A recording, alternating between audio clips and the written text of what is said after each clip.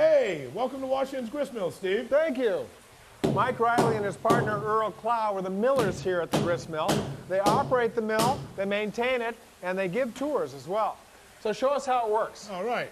Well, if you see the box up here, that's called the flume, and that delivers water into the wheel. There's buckets in there that actually spin the entire wheel, which power the shaft. Can we spin it up? Yeah, sure. Hey, Earl, are you ready to turn on the flume?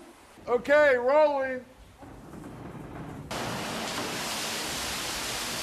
It gets going right away. There's over 1,000 pounds of water just waiting to go in the wheel. So the water drops into these buckets on the face of the wheel. Yeah, there's actually 40 of these buckets. Each of them holds about 30 gallons of water. Takes a lot of water to drive this thousands of pounds. Yeah, watch the shaft as it comes through. It comes through the frame. Yeah.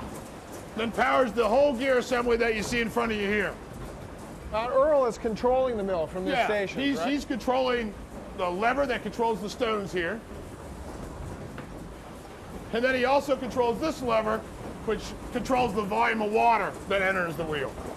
So here we see the shaft. The shaft turns this main face gear, the large tooth gear you see here, which then turns the wallower. Wallower. The wallower. And then spins the side shaft here, spins the small face gear, spins the lantern gear, and also spins this iron shaft, and that's what's actually turning the millstone up top. Now, it's a complicated set of gears, and what astonishes me is that it's all made in wood. I mean, there's a little bit of iron, but basically it's wood. They actually had specialized carpenters back then called a millwright, who would travel around the United States just constructing mills. It was one of the more complicated types of carpentry at that time. Well, let's go make some flour. All right.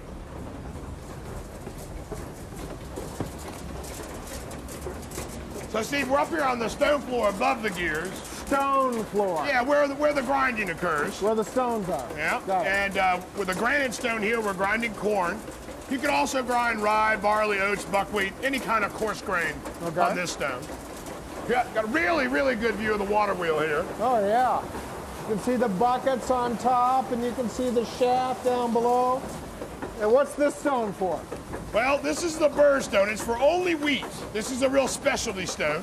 So this would be wheat that came off the farms here at Mount Vernon? Rest at the treading barn and other outlying farms. So you put it in a kind of a hopper. A hopper, and then it feeds into the shoe here. And this is agitated to deliver grain between two stones. Only the top one spins, the bottom one's stationary, and the grain's chopped between the two. You want to take a look at the model? Sure. Sure. So this is your runner stone, our little model one. The runner stone is the one that moves. Then underneath you got your bed stone. And that the stones are grooved. The grain feeds from the inside the eye to the outside, and because the stones are closer together than the size of the seed, they can't escape without being chopped. So you put it all together. Give it a try here. See the grain coming out towards the sides? Oh yeah, I do. Now this was a state-of-the-art mill in Washington's time. Yeah, when he went about something, he went about it the right way. So, you know, that means purchasing the right materials. And expensive imported millstones. Good examples are burr stone right here. This is used for grinding wheat into superfine flour.